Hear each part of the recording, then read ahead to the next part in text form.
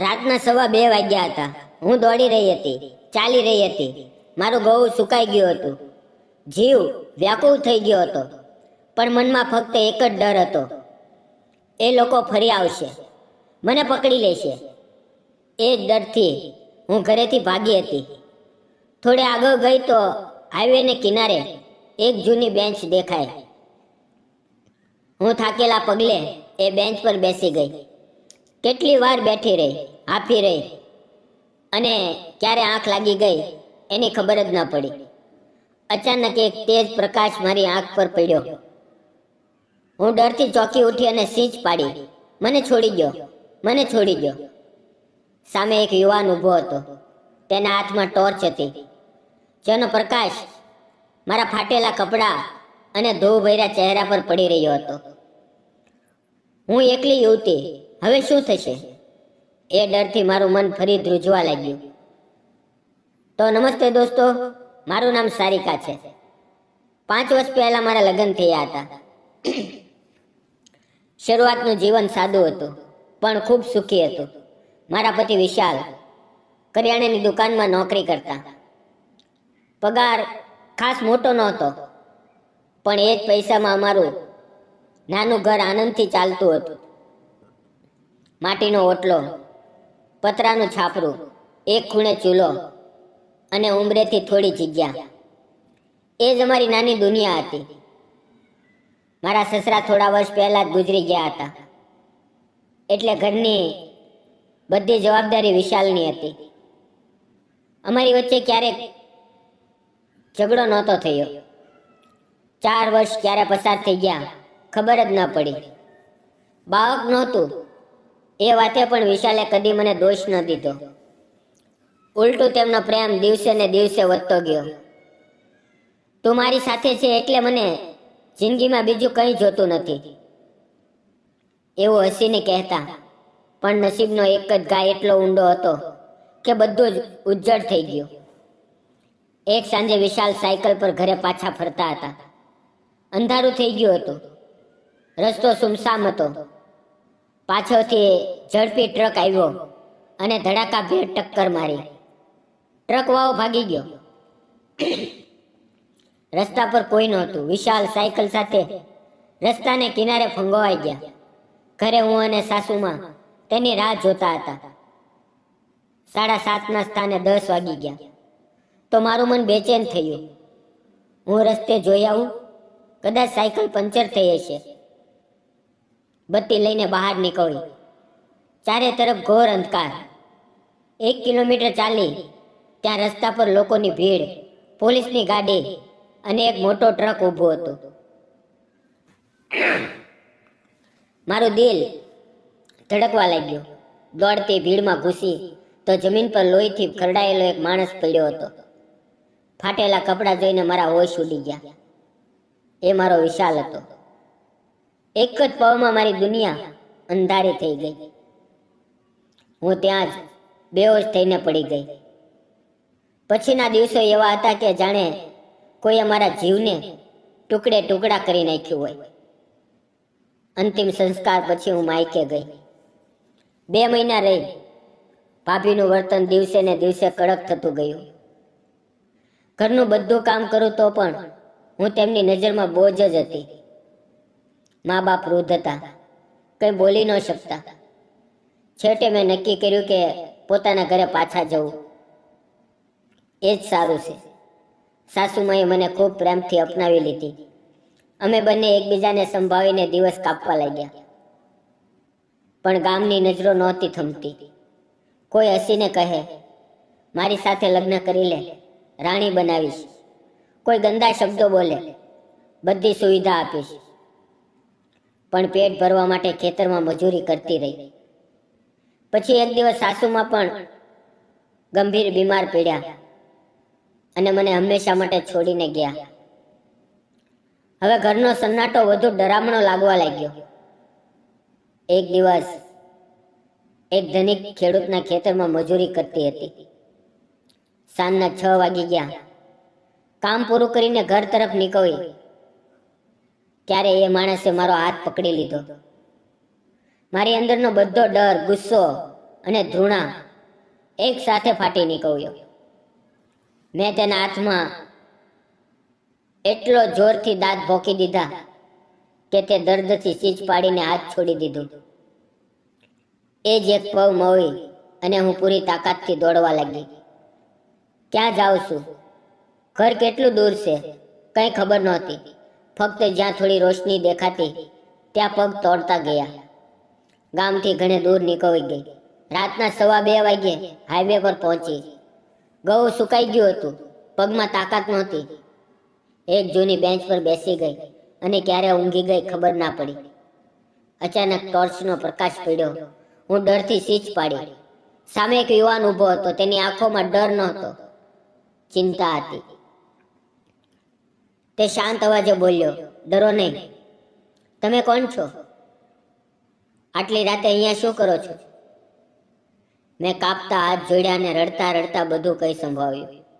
લગ્ન, પતિનું અવસાન, ગામની ગંદી નજરો, શાહપુરની હવસ અને કેવી રીતે જાન બચાવતા ભાગતી ભાગતી અહીંયા પહોંચી. તેના ચહેરા પર ગુસ્સો આવ્યો, પણ મારા પર નહીં, મારી સાથે થયેલા અન્યાય ઉપર. તેણે કહ્યું, આટલી રાતે તમે ક્યાં જશો? મારું ઘર બિલકુલ પાસે છે. ચાલો, ઓછામાં ઓછું રાત કાઢો. હું ડરી ગઈ, પણ તેની આંખોમાં કોઈ ખરાબ ઈરાદો નહોતો. છેવટે હું તેની પાછળ ચાલી.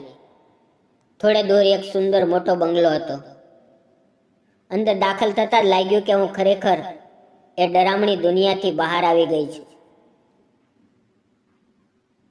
અંદરથી એક દાદીમાં 9 મહિનાના બાળકને ખોવામાં લઈને આવ્યા. દાદીમાએ મારી સધોઈ વાત સાંભળી અને મમતાથી મારા માથે હાથ ફેરવ્યો. બેટા, અહીંયા તું પૂરી સુરક્ષિત છે. તેમણે મને ગરમ ગરમ જમવાનું પીરસ્યું. ખાતા ખાતા મારી આંખોમાંથી આંસુ વહેવા લાગ્યા. દાદીમાએ કહ્યું, આ મારો દીકરો મહેશ છે અને આ તેનો દીકરો અમૃત. 7 મહિના પહેલા ડિલિવરી વખતે તેની પત્ની ગુજરી ગઈ. બાળક બચી ગયું, માં ન બચી. એ સાંભળીને મને ખ્યાલ આવ્યો કે દુઃખ કોઈ એકના ઘરમાં નથી આવતું. બધાના જીવનમાં કોઈને કોઈ સ્વરૂપે આવે જ છે. સવારે હું ઉઠી અને કહ્યું, હું હવે જાઉં છું. દાદીમાએ મમતાથી કહ્યું, બેટા, તું ક્યાં જઈશ? તારો કોઈ નથી. જો તું ઈચ્છે તો અહીંયા જ રહી જા. ઘરનું કામ, બાળકની સંભાળ બધું સાચવજે. અમને પણ સહારો મળશે અને તને પણ એક ઘર મળશે. એ શબ્દો સાંભળીને મારી આંખોમાં આંસુ આવી ગયા. ઘણા સમય પછી મને લાગ્યું કે જિંદગીએ મને ફરીથી એક નવું ઘર, નવો પરિવાર અને નવી આશા આપી છે. એટલો બધો વિશ્વાસ, એટલું બધું અપનાપણ, એ પણ એકદમ અજાણી સ્ત્રી પર. હું કેટલીક સેકન્ડ વિચારમાં ડૂબી ગઈ. આ ઘરમાં સુરક્ષિત હતી, પ્રેમ હતો, સન્માન હતું અને સૌથી મોટી વાત, એક નવી શરૂઆતનો સહારો હતો. મેં ધીમેથી માથું હલાવ્યું અને કહ્યું, હા દાદી, હું અહીંયા જ રહેવા માંગુ છું. તમારો ખૂબ ખૂબ ઉપકાર છે. એટલું બોલીને હું આગળ વધી અને દાદીના હાથમાંથી ઝાડુ ધીમેથી લઈ લીધું. દાદીએ થોડું આશ્ચર્યથી મને જોયું, પણ તેમની આંખોમાં છુપાયેલી ખુશીની ચમક સ્પષ્ટ દેખાતી હતી. જાણે આ ઘરમાં ઘણા સમય પછી કોઈ ગરમ ઉજાસ પાછું ફેર્યું હોય. મેં આંગણું ઝાડવાનું શરૂ કર્યું અને ધીમેથી પૂછ્યું, દાદી, કિચન ક્યાં છે? હું ચા બનાવી લાવું. આ વાક્ય સાંભળતા જ દાદીની આંખોમાં ખુશીના આંસુ છલકાઈ આવ્યા. તેણે મને રસોડાનો રસ્તો બતાવ્યો અને હું સીધી ત્યાં જઈને ગરમા ગરમ ચા બનાવી લાવી. બહાર આવી તો અમૃત રડી રહ્યો હતો. મેં ચા બંનેના હાથમાં આપી અને અમૃતને ખોવામાં લઈ લીધો. જેવો તે મારી બાથમાં આવ્યો, એ શાંત થઈ ગયો. મારી છાતી પર માથું ટેકવીને સ્થિર શ્વાસ લેવા લાગ્યો. આ જોઈને દાદી અને મહેશની આંખોમાં એક સાથે આશ્ચર્ય, સુકૂન અને ગાઢ ખુશી ઝલકી ઉઠી. અમૃત ઊંઘી ગયો ત્યારે મેં તેને ધીમેથી ઊંચકીને રસોડામાં લઈ જઈ ગરમ દૂધની બોટલ ભરી અને પાછા આવીને પ્યારથી પીવડાવવા લાગી. એક ક્ષણે દાદી અને મહેશના ચહેરા પર એક હળવી પણ સ્થિર ચમક હતી. જાણે ઘણા સમય પછી આ ઘરમાં ખોવાયેલી શાંતિ અને મમતા પોતાની જગ્યાએ પાછી ફરી હોય. બાળક ઊંઘી ગયા પછી મેં તેને ચાદર ઓઢાડી દીધી અને ઝડપથી રસોડામાં જઈને જમવાનું બનાવવા લાગી. પ્યાજ, ટમેટાની ખુશ્બુ, તડકાની સનસનાહટ અને કઢાઈમાં ઉકળતી શાકની હળવી સુગંધ આખા ઘરમાં ફેલાઈ ગઈ. 9 વાગી ગયા હતા. મેં બહાર આવીને કહ્યું, દાદી જમવાનું તૈયાર છે. દાદીએ હસીને કહ્યું, ચાલ ચાલ ઝડપથી ખાઈ લઈએ, નહીં તો મહેશને ઓફિસમાં મોડું થઈ જશે. અમે ત્રણેય સાથે બેસીને જમવા લાગ્યા. જમતી વખતે મને વારંવાર લાગતું હતું કે મહેશ મારી તરફ વારંવાર જોઈ રહ્યો છે. ક્યારેક એકટક, ક્યારેક હળવી ઝીઝક સાથે, ક્યારેક ઊંડા વિચારોમાં ખોવાયેલો. જેવો મને તેની નજરનો અહેસાસ થાય, મારી આંખો પણ આપોઆપ ઊંચી થઈ જાય. પણ હું તરત જ નજર ચોરીને થાળીમાં જોવા લાગુ. તેની નજરોમાં એક અલગ જ અર્થ હતો. આદર, અપનાપણ, કૃતજ્ઞતા અને એ લાગણી જે ત્યારે જન્મે છે જ્યારે કોઈની હાજરી અચાનક જીવનની ખાલી જગ્યા ભરવા લાગે. જમવાનું પૂરું થતાં જ મહેશ પોતાની કાર લઈને ઓફિસે નીકળી ગયો. એ દિવસ પછી હું આ ઘરમાં અજાણી મહેમાન જેવી ન રહી. હું જાણે આ ઘરનો જ એક ભાગ બની ગઈ. બાળકની સંભાળ, ઘરની સફાઈ, જમવાનું બનાવવું, દાદીની મદદ, બધું હું હસતા મોઢે ખુશીથી કરવા લાગી. દાદી પણ દરેક કામ મને ખૂબ પ્રેમથી શીખવતા, જાણે તેમને પોતાની ખોવાયેલી દીકરી અચાનક પાછી મળી ગઈ હોય. આ થોડા દિવસોમાં મને લાગવા લાગ્યું કે મહેશ હવે મને પહેલા કરતાં વધુ ધ્યાનથી જોવા લાગ્યો છે. જ્યારે હું અમૃતને ખોવામાં લઈને આંગણામાં ફરતી, કપડાં સૂકવતી કે ઘરમાં આમ તેમ ફરતી, ત્યારે તે બારીના ખૂણેથી, દરવાજાની તિરાડથી કે કોઈ બહાને મારી તરફ જોવાની કોશિશ કરતો. અને હવે મારી આંખોમાં તેની આંખો સાથે અથડાય તો તે હળવી સ્મિત આપી દેતો. અને જ્યારે અમૃત મારા ખોવામાં હોય ત્યારે તેની આંખોમાં એક અલગ જ નરમાશ દેખાતી. જાણે તેને લાગતું હોય કે બાળકને માં જેવી મમતાની ખોટ મારા હાથની ગરહામટમાં પૂરી થઈ રહી છે. એક દિવસ તેણે પોતાની પત્નીની જૂની પણ ખૂબ સુંદર સાડીઓ મારી સામે મૂકી દીધી અને ધીમા અવાજે બોલ્યો, જે પસંદ આવે રાખી લેજો. એ સાડીઓ મોંઘી રેશમી હતી, જેને મેં જીવનમાં ક્યારેય અડી પણ નહોતી. પણ એ સાડીઓ આપતી વખતે તેની આંખોમાં હળવું દુઃખ દેખાતું હતું, એક દબાયેલું દર્દ, એક ન મટી શકે એવી ખાલીપણાની ટીસ, અને એની પાછળ પોતાની પત્ની પ્રત્યેનો ગાઢ પ્રેમ. મને સ્પષ્ટ સમજાયું કે તેની પત્નીની જગ્યા કોઈ ન લઈ શકે. તે મને પ્રેમ નહીં, બાળકની મા તરીકે જોઈ રહ્યો છે. આ બધાથી મારા મનમાં વારંવાર ગૂંચવણ થતી. ક્યારેક લાગે કે આ બધું ફક્ત પરિસ્થિતિની બનેલી ભાવના છે. ક્યારેક લાગે કે તે મારી અંદરની કોમળતા, મારી મમતાને ઓળખી રહ્યો છે. પણ મેં કોઈ કલ્પનામાં પોતાને વહેવા ન દીધું અને ઘરકામ, દાદીની સેવા અને બાળકની સંભાળમાં જ મન લગાવી રાખ્યું. હવે મિત્રો, સમય વીતતો ગયો. આ ઘરમાં આવ્યાને હવે 2-2.5 મહિના થઈ ગયા હતા. અમૃતના મનમાં પણ મારી એક અલગ જ જગ્યા બની ગઈ. તે મને જોતાની સાથે બંને હાથ ફેલાવીને માં માં કહેવા લાગ્યો. આ સાંભળતાની સાથે મહેશ અને દાદી બંને એકદમ થંભીને મારી તરફ જોવા લાગ્યા. એક ક્ષણે તેની આંખોમાં આશ્ચર્ય અને એક ગાઢ અનકહી લાગણી છુપાયેલી હતી. પણ નસીબની પરીક્ષા હંમેશા અચાનક જ આવે છે. એક રાતે 9 વાગ્યે અમૃતને અચાનક તીવ્ર તાવ આવી ગયો. તેનું નાનું શરીર તપી રહ્યું હતું. નાનકડી છાતી ઝડપથી ઉપર નીચે થતી હતી અને અચાનક તે બેહોશ જેવો લાગવા લાગ્યો. મારા પગ તળેથી જાણે જમીન સરકી ગઈ. હાથ કાપવા લાગ્યા. ગળું ભરાઈ આવ્યું.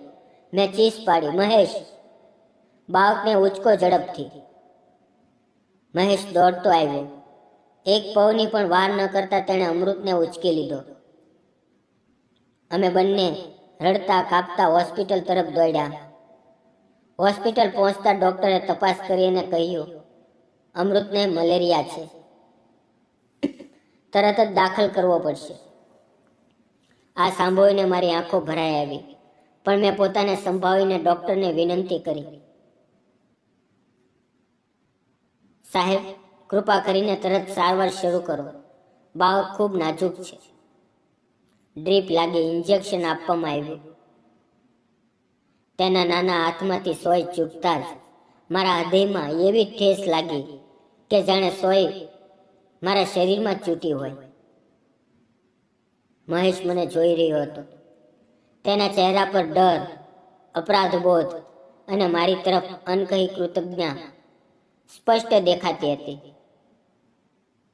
આગામી 2-3 દિવસ સુધી હું દિવસ રાત અમૃતની પાસે જ રહી.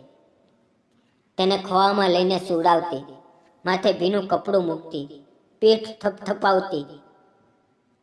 મહેશ ચિંતામાં ડૂબેલો રહેતો, પણ તેના મનમાં મારા માટે કંઈ બદલાઈ રહ્યું હતું. તેની આંખોમાં એક અલગ જ ચમક આવી ગઈ હતી. મને લાગવા લાગ્યું કે તે મને મા તરીકે જોઈ રહ્યો છે કે પછી પત્ની તરીકે. મારા મનમાં પણ સવાલોનું તોફાન ઉઠવા લાગ્યું. છેવટે 2 દિવસ પછી અમૃતનો તાવ ઉતરવા લાગ્યો. તેના નાના ચહેરા પર ફરીથી જીવનની ચમક દેખાવા લાગી. ડોક્ટરે ડિસ્ચાર્જ આપ્યો અને અમે તેને ઘરે લાવ્યા. દરવાજો ખુલતાની સાથે દાદીની આંખોમાં ખુશીના આંસુ વહેવા લાગ્યા. તેમણે મારા માથે હાથ મૂકીને ભાવુક થઈને કહ્યું, બેટા, જે અમારા ઘરમાં કોઈ ન કરી શક્યું એ તે કરી બતાવ્યું. ભગવાન તને સુખ આપે. થોડે દૂર ઉભેલો મહેશ બધું જોઈ રહ્યો હતો. તેની આંખોમાં સન્માન અને એનાથી પણ ઘણું ઊંડું કંઈક હતું. એ જ રાતે અમે સૌ સાથે જમ્યા. અમૃત ચૂપચાપ ઊંઘતો હતો. ઘરમાં એક સુખદ શાંતિ ફેલાયેલી હતી.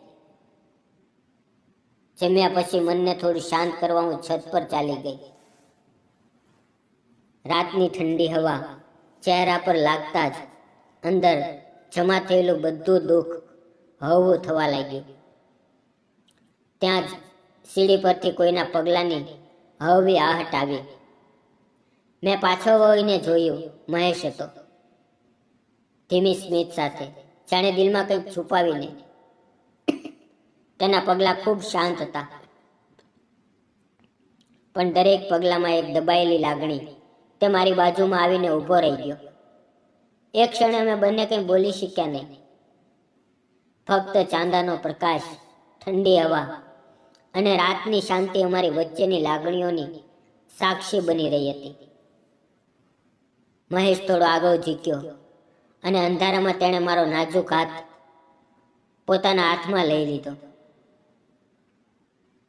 તેના સ્પર્શથી જાણે સમગ્ર શરીરમાં ગરમાહટની લહેર દોડી ગઈ. મારા રૂવાડા ઊભા થઈ ગયા. મેં તેની તરફ જોયું તો તેની આંખો ભરાઈ આવી હતી. એની આંખો મારી સાથે વાત કરી રહી હતી. મારી પીડા, મારી તાકાત અને મારા અંદર છુપાયેલો પ્રેમ એક ક્ષણે સ્પષ્ટ દેખાતો હતો. મેં કાપતા અવાજે પૂછ્યું, શું થયું મહેશ? તે ભાવુક થઈને બોલ્યો, સારિકા, હું જે કરવા જઈ રહ્યો છું એ સાચું છે કે ખોટું મને નથી ખબર, પણ મારું દિલ મને રોકી શકતું નથી. તે મારા માટે જે કર્યું એ કોઈએ કદી ન કર્યું. મારા બાળકને તે પોતાના જીવ કરતાં વધુ સાચવ્યું. ઘરને સ્નેહ આપ્યો, મારી દાદીને માં જેવો સહારો આપ્યો. અને જ્યારે બાળક બીમાર હતું ત્યારે તે બે રાત બેસીને કાઢી. જે રીતે તું આ ઘરમાં આવી એ જ રીતે ધીમે ધીમે તું મારા દિલમાં પણ ઉતરી ગઈ, પણ ખૂબ ઊંડે સુધી. તે થોડો અટક્યો. મારી હથેળી પર તેની પકડ વધુ મજબૂત થઈ. તું સુંદર છે, દિલથી પણ અને રૂપથી પણ. સાવલી છે તો શું થયું, મને તું એવી જ પસંદ છે. મને તું જોઈએ, મારા બાળકની મા તરીકે નહીં, મારા જીવનના સહારા તરીકે. હું તને ખૂબ પ્રેમ કરું છું, ખૂબ ખૂબ પ્રેમ કરું છું. એ શબ્દોએ જાણે મારા શ્વાસ થંભાવી દીધા. આટલી સચ્ચાઈથી, આટલી ઊંડાઈથી કોઈએ મારા માટે કંઈ કહ્યું જ નહોતું. હું કંઈ બોલું તે પહેલાં જ તેણે મને હવેથી પોતાની તરફ ખેંચી. પ્રેમ ખીલી રહ્યો હતો, કૃતજ્ઞતાનો ભાર હળવો થઈ રહ્યો હતો, અને એક નવું ભવિષ્ય શાંતિથી આકાર લઈ રહ્યું હતું. ભાવુક થઈને મેં તેને ગળે લગાવી લીધો. મારી આંખોમાંથી આંસુ વહેવા લાગ્યા અને હું ધીમા અવાજે બોલી, મને પણ તમે દિલથી ખૂબ સારા લાગવા લાગ્યા છો મહેશ. મહેશ, એ દિવસે જો તમે મને હાઈવે પર ન જોઈ હોત, ઘરે જગ્યા ન આપી હોત, તો કદાચ આજે હું જીવતી પણ ન હોત. દુનિયાએ મને જીવવા ન દીધું હોત. તમે મને નવું જીવન આપ્યું, નવો સહારો આપ્યો, સુરક્ષા, મમતા અને ઘરની ગરમાહટ.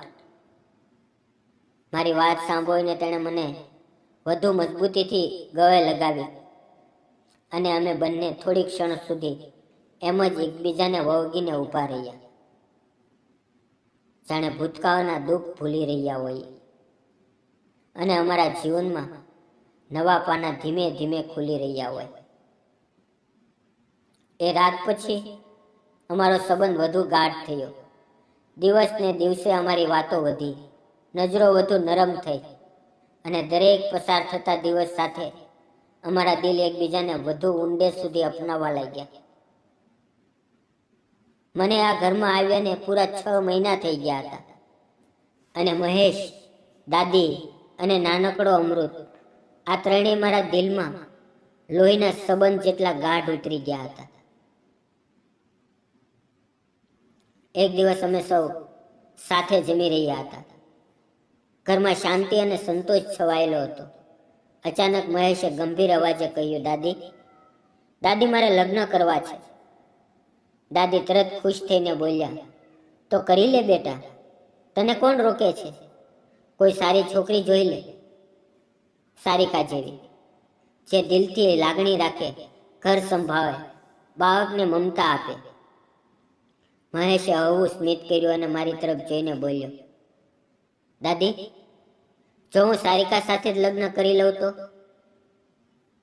દાદીના હાથમાં થાળી હળવી કાપી. તેઓ થંભી ગયા અને મારી તરફ જોવા લાગ્યા. તેમની આંખોમાં ખુશીના આંસુ છલકાઈ આવ્યા. કાપતા અવાજે પૂછ્યું, સારિકા બેટા, તને અમારો મહેશ પસંદ છે? મહેશ અને મેં એકબીજા તરફ જોયું. અમારી નજરોમાં પ્રેમ સ્પષ્ટ ઝલકી રહ્યો હતો, કંઈ છુપાયેલું નહોતું. મેં ધીમેથી માથું હલાવીને હા કહ્યું. દાદીની ખુશીનો કોઈ પાર ન રહ્યો. તેમણે થાળી મૂકીને દોડીને મને ગળે લગાવી લીધી. સાચે જ તું મહેશ સાથે લગ્ન કરીશ? તું અમારા ઘરને ફરીથી રોશનીથી ભરી દેશે. તેમની મમતાની એક ગરમાહટે મારું દિલ ભરી દીધું. હું હસતા હસતા તેમના ગળે લગાવી ગઈ. પછી મહેશ અને મેં બંનેએ દાદીના ચરણ સ્પર્શ કરીને આશીર્વાદ લીધા.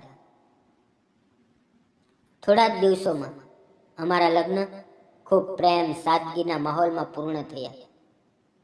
હું મહેશની પત્ની બની, અમૃતને તેની મા મળી અને અમારો તૂટેલો સંસાર ફરીથી એક નવી દોરીમાં બંધાઈને જોડાઈ ગયો. આજે અમે ત્રણેય, હું, મહેશ અને અમારો નાનકડો અમૃત, પ્રેમ, ખુશી, સન્માન અને વિશ્વાસ સાથે જીવી રહ્યા છીએ. એકબીજાનો સહારો બનીને એક સુંદર જીવન જીવી રહ્યા છીએ. દોસ્તો તમને શું લાગે છે? એકબીજાના દુઃખને સમજીને, સહારો આપીને લગ્ન કરવાનો અમારો નિર્ણય સાચો હતો કે ખોટો? તમારો અભિપ્રાય કોમેન્ટમાં જરૂર લખજો. અમારા બંનેના જીવનમાં ઘણું દુઃખ હતું, ઘણા ઘા હતા, પણ અમે એકબીજામાં સહારો શોધ્યો અને ફરીથી જીવવાનું શીખ્યા. ક્યારેક લાગે છે કે જિંદગી અહીંયા જ ખતમ થઈ ગઈ, પણ વાસ્તવમાં ત્યાંથી જ એક નવું પાનું ખુલે છે. જતા જતા એક સવાલ: કોઈ વ્યક્તિને તેના દુઃખ સહિત સ્વીકારવી, તેના ઘા સમજવા, શું આ આજના જમાનામાં સૌથી મોટો પ્રેમ નથી? તમારો વિચાર કોમેન્ટમાં જરૂર લખજો. અને જો તમને મારી અને મહેશની પ્રેમ કહાની ગમી હોય તો વિડીયોને લાઈક, શેર અને ચેનલને સબસ્ક્રાઈબ કરવાનું ભૂલતા નહીં. ફરી મળશું એક નવી વાર્તા સાથે. ધન્યવાદ. મિત્રો, વિડીયોમાં આવેલા નામ, પાત્ર અને ઘટના ફક્ત કાલ્પનિક હતા. તેનો કોઈ પણ વ્યક્તિ, જાતિ સાથે સંબંધ નથી. આ વાર્તા ફક્ત મનોરંજન અને શૈક્ષણિક ઉદ્દેશથી બનાવવામાં આવી હતી. અન્યથા ન જોશો. ધન્યવાદ મિત્રો.